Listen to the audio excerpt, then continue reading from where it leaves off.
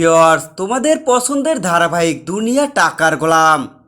এই ধারাবাহিকটিতে চলছে একের পর এক উত্তেজনা। প্রতিনিয়তই ধারাবাহিকটির পরিচালক হাজির হচ্ছে দুর্দান্ত পর্ব নিয়ে।